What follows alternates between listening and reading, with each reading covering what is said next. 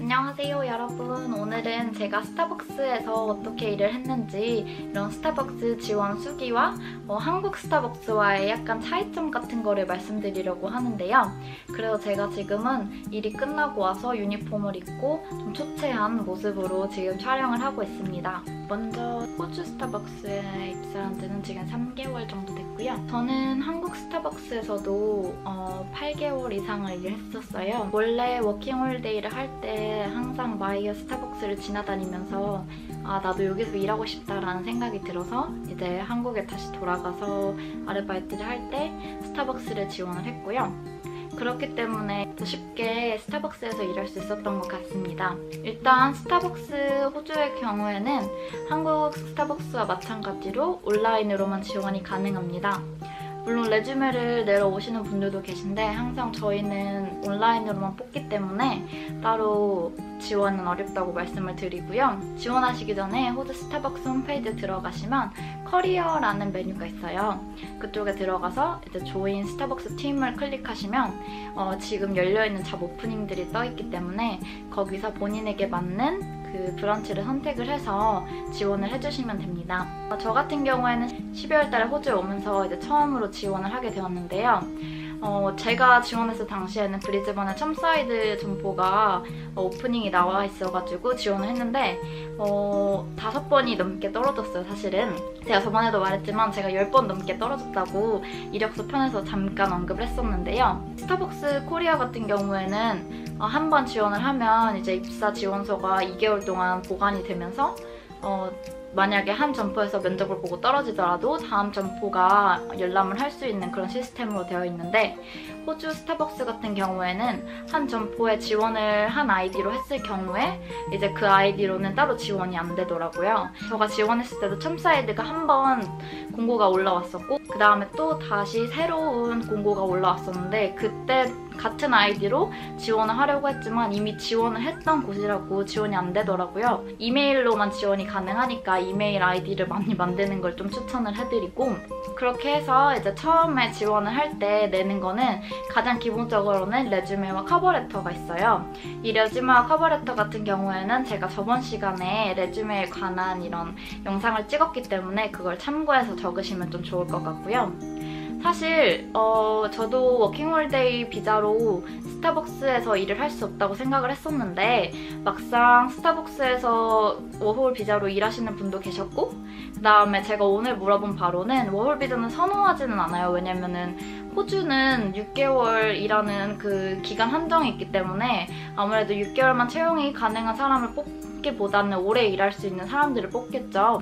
오늘 이제 저희 점장님한테 물어봤는데 물론 점장님 바이 점장님이긴 하지만 스타벅스에서 기존에 일했던 경력이 있다면 워킹홀리데이 비자도 채용을 고려할 수 있다고 하더라고요. 호주에서 뭐 워킹홀리데이 비자로 스타벅스에서 일을 하고 싶다 하면은 스타벅스 코리아에서 경력을 쌓아서 오시는 걸 좀 추천을 해드려요. 일단 그렇게 지원서를 낼 때 저의 팁은 저는 10번을 떨어졌다고 했잖아요. 그래서 요런 되게 지원은 고마워하지만 이라는 메일을 굉장히 많이 받았었는데 제가 통과하게 된 그 시점과 그리고 계속 떨어졌던 시점을 비교해보면 이력서나 커버레터의 차이는 없었어요. 이력서와 커버레터보다 이 레퍼런스가 제가 지난 시간에 엄청 중요하다고 했잖아요. 이 레퍼런스가 제일 중요하더라고요. 그래서 저는 혹시 몰라서 이제 한국 스타벅스에서 제가 일했던 경력을 본사에 문의를 해서 이제 인터넷으로 받았었는데요. 이거를 같이 첨부했더니 바로 통과가 되고 인터뷰를 하고 싶다는 이런 메일이 왔었습니다. 그래서 여러분도 혹시나 지원을 하시게 되면 스타벅스 경력이 없는 경우에는 뭐 제대로 레퍼런스를 해줄 수 있는 그런 경력 인증을 해줄 수 있는 그런 분을 찾으셔서 레퍼런스 레터 같은 거를 같이 첨부하면 좋을 것 같고요. 만약에 한국 스타벅스에서 기존에 일을 했었던 경험이 있다면 본사에 있는 인사팀에 전화를 하면 영문으로 된 경력 증명서도 발급을 받을 수 있어요. 요거는 메일로도 가능하니까 꼭 문의해가지고 받아오시는 걸 좀 추천해드려요. 이 지원서를 작성할 때 레퍼런스 외에 이제 뭐 개인 신상 정보나 이제 비자 타입 같은 같은 걸 적는데요. 비자 타입에는 워킹홀리데이 비자도 있기 때문에 워킹홀리데이 비자를 아예 안 뽑는 건 아니라고 말씀을 드리고 싶고요.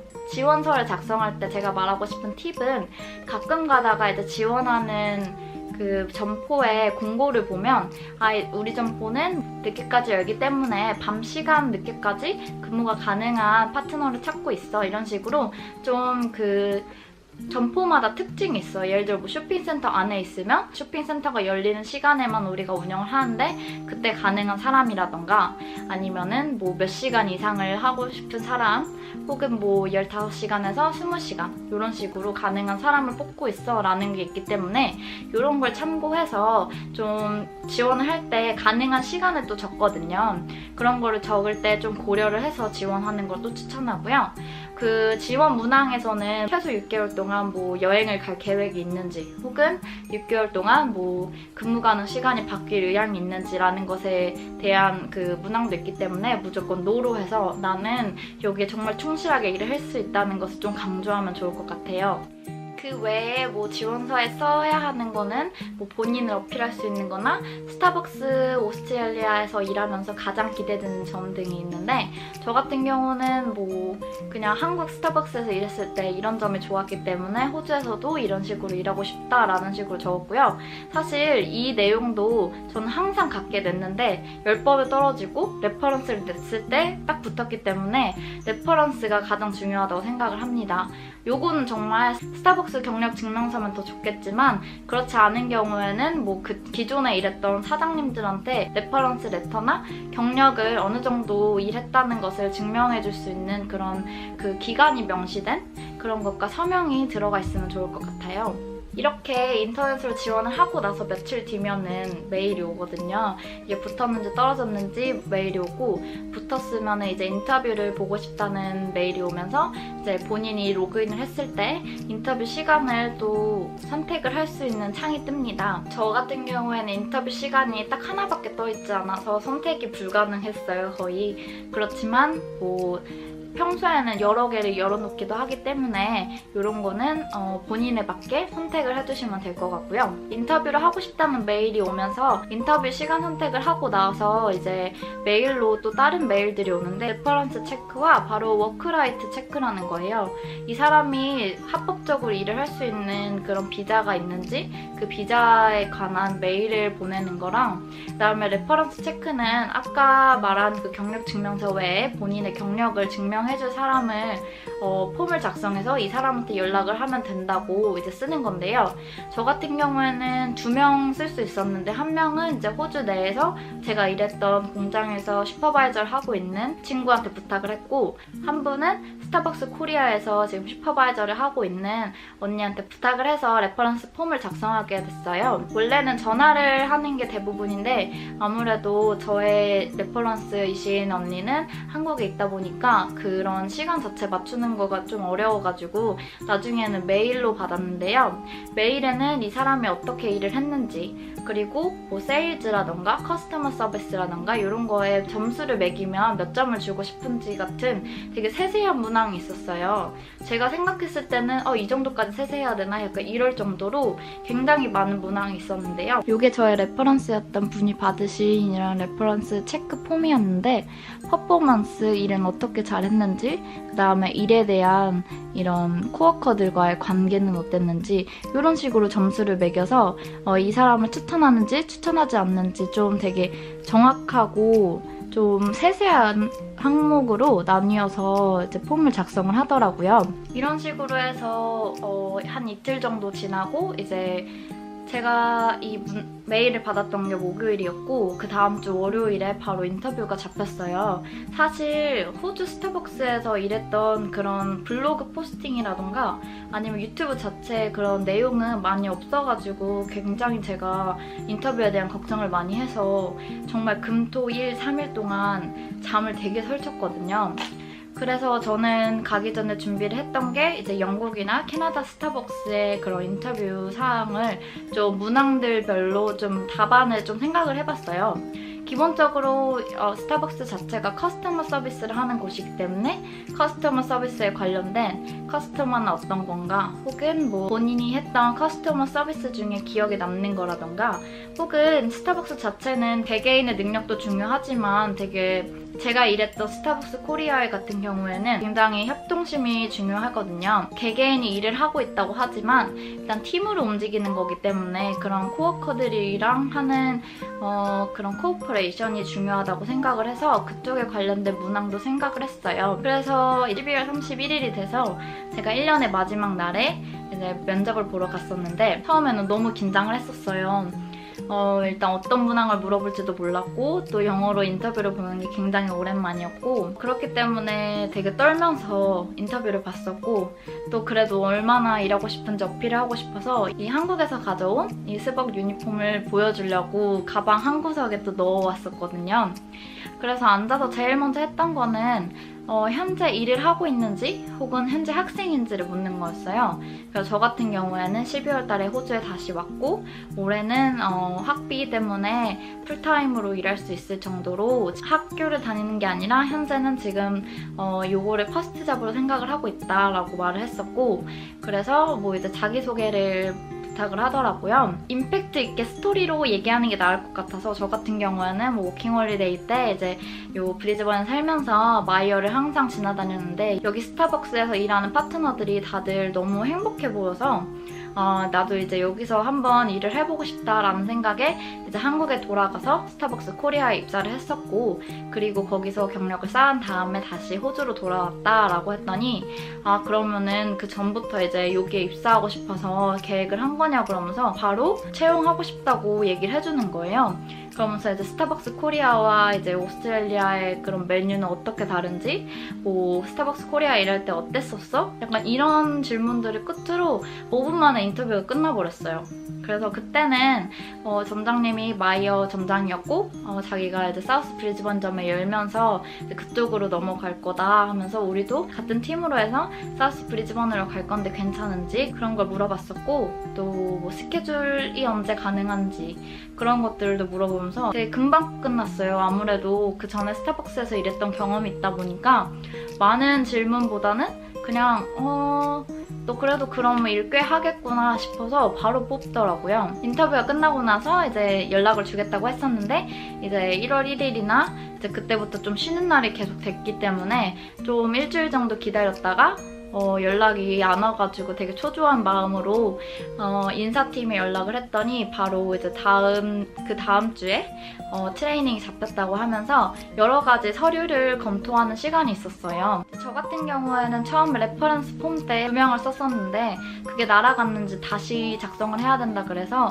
이제 아까 보여드린 표를 바탕으로 해서 메일을 받은 게 면접 이후였고요. 그리고 나서 이제 모든 절차가 완료되면 잡 오퍼를 보냈다면서 이제 그걸 확인하라고 메일이 오더라고요. 그래서 그 잡 오퍼를 확인하는 방법은 그 지원할 때 스타벅스 홈페이지에서 로그인했던 것처럼 그 커리어 메뉴에 들어가서 이제 로그인을 하게 되면 원래 없었던 마이 스타벅스라는 메뉴가 나왔어요. 그래서 그 스타벅스에 들어가면 잡 오퍼 그 계약서에 동의하는 거랑 그다음에 뭐 파트너들이 알아야 될 지침사항들 그런 거를 다 확인하고 읽어서 사인해서 보내달라는 그런 요청을 받았습니다. 페이에 관한 얘기도 있었고 텍스에 관한 얘기도 있었고 파트너가 일하면서 어떤 옷을 입어야 되는지 그런 유니폼에 관한 얘기나 아니면은 뭐 위생에 관련된 얘기도 있었는데요. 파일로 읽고 금방금방 넘어가는 그런 어려운 건 없는 그런 절차였습니다. 모든 절차를 마치고 나니까 전화가 오더라고요. 마이어에 있는 스타벅스인데 내일 언제 이제 트레이닝 하니까 오라고 해서 15일에 첫 출근을 하게 됐고요. 이때 갔을 때는 저랑 같이 들어간 동기 4명이 같이 교육을 받았는데 교육이랄 것도 없이 그냥 페이퍼워크만 하는 거였어요. 뭐 계약서에 사인하는 거 아니면 유니폼 사이즈는 어떻게 되는지 체크하는 거 뭐 소방 관련이나 안전교육 이런 것만 받고 4시간이 훌쩍 갔는데요. 그러고 나서 이제 그 다음날부터 출근했는데 한국 같은 경우에는 집합교육이라고 해서 옛날에는 거의 월화수목금 요일까지 하루에 4시간, 5시간씩 본사의 교육을 가서 이제 처음부터 끝까지 간단한 교육을 받고 거기에 대한 실습을 하는 그런 시간이 있어요. 그때 이제 마킹하는 법이나 아니면은 뭐 스팀하는 거, 회사의 사명이나 기본적인 것들을 좀 배우는 시간을 갖는데 여기 같은 경우에는 그렇게 페이퍼 워크를 하고 그 다음에 간단하게 점장님께서 설명을 해주셨지만 뭐 음료에 관한 내용은 1도 없었거든요. 그랬는데 그 다음날이 돼서 이제 출근을 했는데 바로 바에 들어가라고 하더라고요. 한국에서 제가 일할 때는 2주 동안 거의 백룸이라고 해서 그 설거지하거나 아니면 이제 CS, 커스터머 서포트 그 포지션이 있어서 거의 다 뭐 플로어를 돌면서 청소하고 그다음에 컨디먼트 바 세팅을 하고 약간 이런 거를 좀 주로 하는 그런 CS 사이클을 좀 먼저 했는데 여기 같은 경우에는 바로 바에 들어가서 음료를 직접 만들으라고 하더라고요. 그 레시피도 모르는 상태에서 그렇게 하라고 하니까 물론 저야 예전에 일했었고 사실 스타벅스 코리아와 스타벅스 오스트레일리아의 그 레시피 자체는 비슷비슷하거든요. 그래서 별로 그런 어려움이 없었는데 저희 동기들 같은 경우에는 스타벅스에서 일한 경험이 처음이었고 그렇기 때문에 되게 처음에는 힘들었다고 하더라고요. 그래서 생각한 게 이래서 워홀 비자를 안 뽑나 싶기도 한 게 거의 적응하는데 최소 한 달에서 2달 정도는 걸리거든요.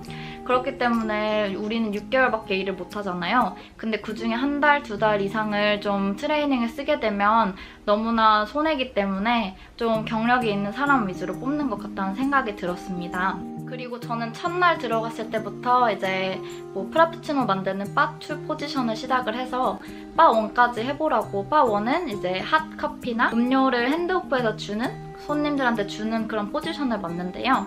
거기를 처음으로 해보라고 했을 때 정말 힘들었던 것 중에 하나가 바로 콜링이었습니다. 한국 스타벅스에서는 그 닉네임이랑 그런 게 있어서 그냥 이름을 부르면 되거나 아니면 넘버가 있잖아요. 뭐 A-36번 이런 식으로 넘버가 있기 때문에 그냥 간단하게 부르면 되는데 여기 같은 경우에는 다 컵에다가 수기로 쓰기 때문에 그 사람마다의 글씨체도 다르고 영어 이름을 읽는다는 게 정말 쉽지가 않더라고요.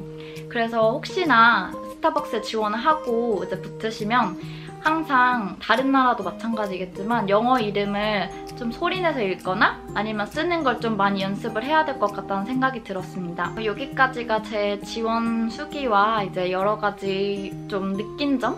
아닌 느낀 점인데요. 한국의 스타벅스와 호주의 스타벅스를 조금 비교하자면 일단 그런 체계적이지 않은 그 시스템이 조금 흠인 것 같아요. 물론 저 같은 경우에는 경험이 있었기 때문에 굉장히 금방 적응을 했지만 그렇지 않은 경우에는 되게 힘들어하고 레시피 자체도 모르는데 바로 바에 넣거나 커피 경험이 1도 없는데 갑자기 스팀을 해야 되거나 이런 경우도 있어서 되게 힘들어하는 친구들이 있었거든요. 스타벅스 어플 사용법이라던가 이런 것도 일하면서 점점점 배우고 약간 알아가는 느낌이어서 조금 알아가는 재미는 있긴 하지만 차라리 처음 알았으면 그래도 조금이라도 더 손님들한테 바로바로 응대를 할 수 있을 텐데 그렇게 못한 거가 조금 힘들었고요.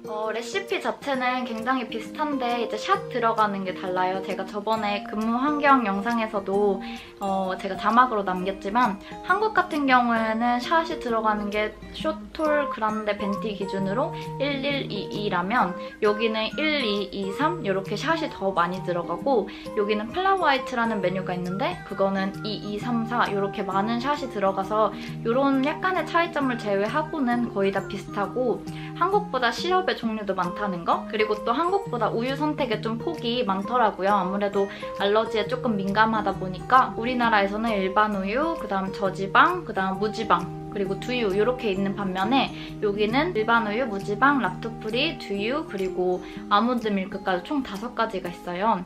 그래서 이런 마킹을 좀 하는 게 조금 힘들기도 했었고 그리고 여기는 마킹을 다 수기로 하는데 한국에서는 스티커가 나오기 때문에 이런 것도 사실 조금 처음에 적응하는 데는 좀 힘들었어요. 특히 영어 이름 쓰는 거 그리고 영어 이름 읽는 거가 제일 힘들었던 것 같습니다. 그리고 또 다른 점은 한국 스타벅스에서는 파트너에 대한 복리 차원에서 이제 복리 원두가 한 달에 한 번씩 나와요. 이제 티백이나 아니면 원두 혹은 뭐 비아 같은 그런 상품을 한 달에 한 번씩 가져갈 수 있는데 호주 같은 경우에는 일주일에 한 번이어서 티백이나 이런 원두를 많이 집에 가져갈 수 있어서 그건 좋은 것 같고 한국도 파트너 할인이 30%인데 여기도 30%고요. MD 할인도 30%가 똑같이 적용됩니다. 급여도 많이 궁금해 하시는데 바리스타 급여 기준 시급은 한 21불 정도고 토요일에는 1.25배 그리고 일요일에는 1.5배 이렇게 더 들어가고 공휴일에는 2배 이렇게 들어갑니다. 연차랑 연금은 캐주얼이 아니고 파트타임이기 때문에 연차랑 연금도 따로 나오고요. 저는 한 38시간 정도 풀타임으로 일을 하고 있는데 급여는 한 900불에서 1000불 정도 나오는 것 같아요. 그래서 저의 3개월 동안 일해본 스타벅스 호주 같은 경우에는 일단 한국이랑 같은 일을 하지만 거의 시급이 한 2배에서 2배 반 정도기 때문에 항상 힘들지만 굉장히 행복하게 일을 하고 있고요. 생각보다 되게 프리한 느낌이어가지고 시계 착용도 가능하고 그다음에 웨딩링은 그대로 반지를 끼고 일을 할 수 있다는 거, 그리고 뭐 귀걸이도 가능한다던가 이런 좀 의상에 대해서는 약간 제약이 없는 편이에요. 대신에 검은색이나 아니면 하얀 유니폼을 입는 거, 그거는 한국과 동일한 것 같고요. 일할 때는 모자도 안 쓰고요.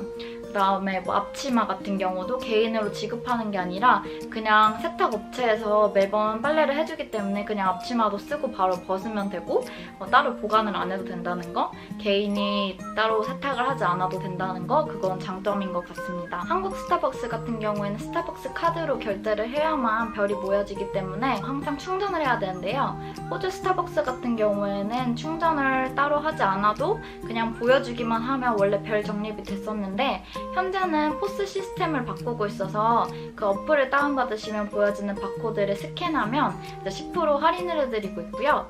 그 다음에 원래 처음에 가입을 하면 한 음료는 반값으로 할인을 해주는 쿠폰도 주고 있으니까 혹시나 호주에서 스타벅스를 많이 애용하시면 스타벅스 어플을 꼭 까는 걸 추천해드리고요.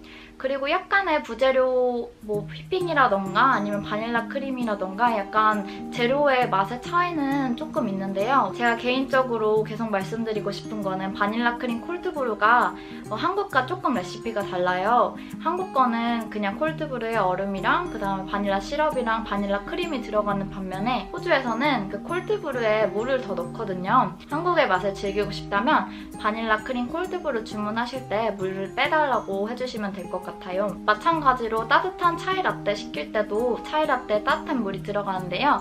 차이 라떼 시킬 때도 따뜻한 물 빼달라고 하면 한국과 같은 맛이 납니다. 그리고 한국에서는 스타벅스 카드로 결제를 하면 엑스트라로 하는 샷이나 시럽 이런 엑스트라가 하나 무료인데요.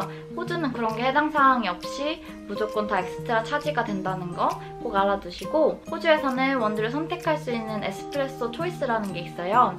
지금 현재는 이디오피아라는 원두를 사용하고 있는데 요거는 40센트 추가가 되지만 훨씬 더 맛있으니까 만약 커피를 좋아하시거나 아이스 아메리카노를 드시면 원두 맛이 훨씬 더 좋은 이디오피아로 선택을 하시는 거 추천해드립니다. 그리고 한국에서는 오늘의 커피가 아이스도 있었고 따뜻한 것도 있었는데요.